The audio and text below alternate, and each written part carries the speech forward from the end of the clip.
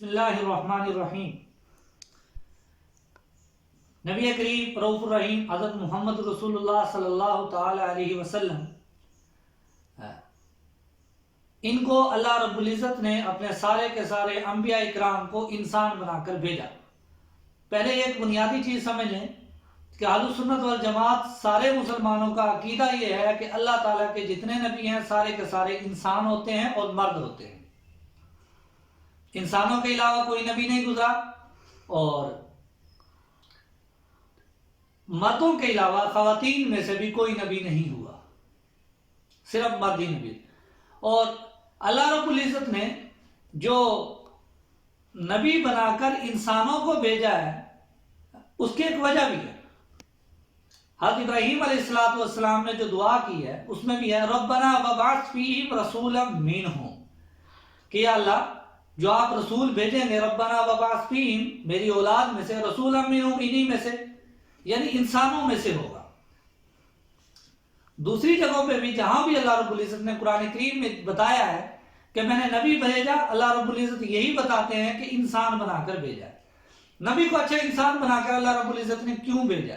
اللہ تعالیٰ چاہتے فرشتوں میں سے بھی بھیج سکتے تھے، اس لیے کہ جو نبی ہوتا ہے وہ صرف تھیوریز نہیں دیتا، ہمیں یہ بتاتا نہیں ہے کہ آپ نے زندگی کیسے گزارنی ہے، آپ نے دین پر عمل کیسے کرنا، آپ کی صبح کیسی ہو، شام کیسی ہو، آپ نے کھانا پینا بیٹھنا، شادی بیاہ، تجارت، معاملات، حکومت آپ نے کیسے کرنے۔ نبی صرف بتاتا نہیں ہے، نبی کر کے دکھاتا ہے۔ تو کر کے دکھانے کے لیے ایک ایسا ہونا چاہیے جو آپ کے معاشرے میں کرتا ہو۔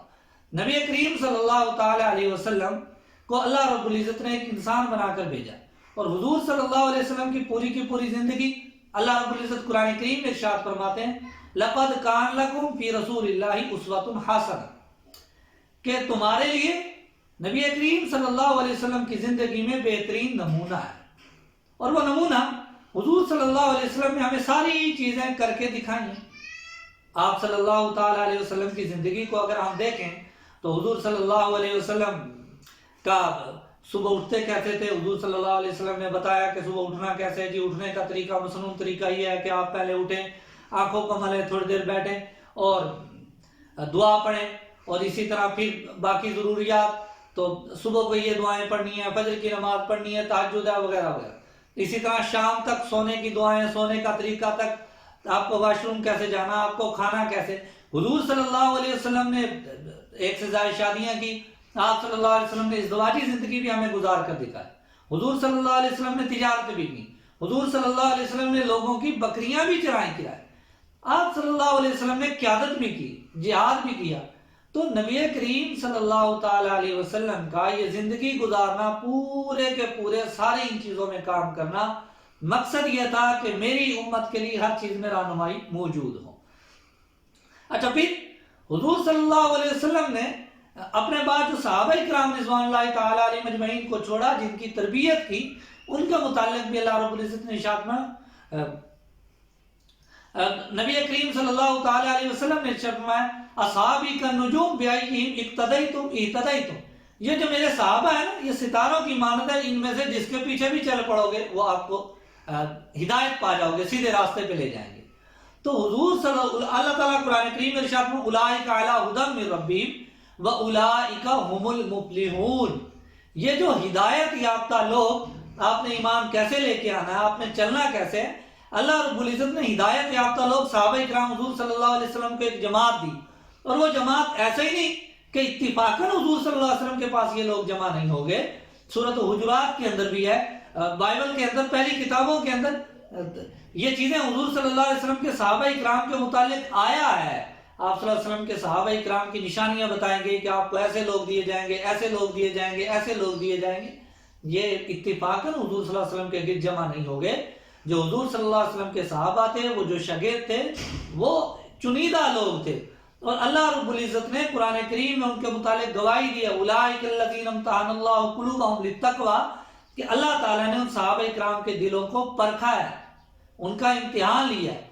تو اللہ رب العزت نے وہ لوگ حضور صلی اللہ علیہ وسلم کو دیے، اور انہوں نے حضور صلی اللہ علیہ وسلم کی زندگی کو جو لیا، اسی لیے تو اللہ رب العزت کو بھی صحابہ پہ اعتماد تھا۔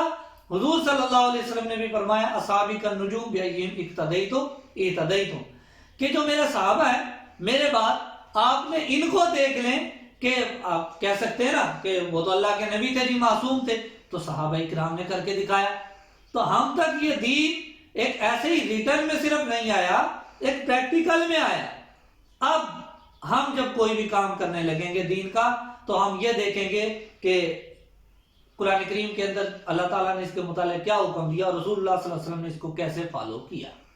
دیکھیں صرف پچھلے دنوں بھی ایک آدمی کے ساتھ گفتگو ہوئی اور بہت سارے لوگ آپ کو معاشرے میں لیں گے کہ صرف قرآن سے ہمیں معلوم نہیں ہو سکتا. قرآن کریم کے اندر اللہ رب العزت نے ارشاد فرمایا کہ نماز پڑھیں، زکوٰۃ دیں. اب نماز کی کتنے ٹائم کی نماز ہے، ہر نماز کی کتنی رکعت ہے، ہر نماز کے اندر فرض نماز کے اندر آپ نے وضو کیسے کرنا ہے، پورا طریقہ، فرائض سنن، اور اسی طرح نماز کا رکوع سجدہ، پہلی رکعت میں کیا، دوسری میں کیا، رکوع میں کیا پڑھنا، سجدے میں، یہ قرآن کریم کے اندر ساری چیزیں موجود ہیں. تو ہم یہ سیکھنے کے لیے کہاں جائیں گے؟ لازماً ہمیں نبی کریم صلی اللہ تعالی علیہ وسلم کی سنت اور حدیث کی طرف لوٹنا پڑے گا. اور حضور صلی اللہ علیہ وسلم نے ایک ایک عمل کر کے ہمیں بتایا بھی اور دکھایا بھی، اور وہی سب کچھ صحابہ کرام نے جیسے حضور صلی اللہ علیہ وسلم کو کرتے ہوئے دیکھا انہوں نے ویسے ہی کیا اور امت کو بتایا. تو ہم کوئی بھی عمل کریں گے تو سب سے پہلے ہم دیکھیں گے قرآن کریم کے اس کے متعلق کیا آیا، رسول اللہ صلی اللہ علیہ وسلم نے اس کو کیسے کر کے دکھایا، صحابہ اکرام نے اس کو کیسے فالو کیا. تو یہ چیزیں دین ہیں. ایسا نہیں ہے کہ ہم دین کے اندر اپنی طرف سے کوئی بھی چیز اضافہ ایڈ کر دیں، مجھے یہ اچھا لگتا ہے دین کے اندر یہ چیز ہونی چاہیے، ایسا نہیں ہو سکتا. ٹھیک ہے، اگر دین کے اندر کوئی بھی شخص کوئی نئی چیز ایڈ کرتا ہے تو سب سے پہلا سوال یہ ہوگا تو آپ بتائیں کہ نبی کریم صلی اللہ تعالی علیہ وسلم کو اس چیز کے متعلق علم تھا کہ یہ ثواب ہے؟ اگر وہ شخص کہتا ہے جی نہیں، تو ایسا کیسا ہو سکتا ہے کہ ایک ثواب کا کام اللہ کے نبی کو علم نہ ہو؟ اگر حضور صلی اللہ علیہ وسلم کو معلوم تھا تو آپ نے امت کو بتایا کیوں نہیں؟ کیا ہماری عقل اتنی کامل ہے کہ جو چیز حضور صلی اللہ علیہ وسلم اور صحابہ اکرام کے ذہن میں نہیں آئی کہ یہ بھی ثواب کا کام ہے، وہ ہمارے ذہن میں آ گیا؟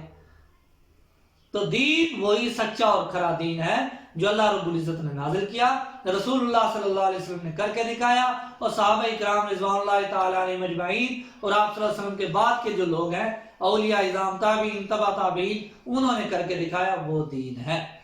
اس کے بعد اگر ہم دین کے اندر کسی ایسی چیز کا اضافہ کرتے ہیں تو وہ بدعت کہلاتی ہے.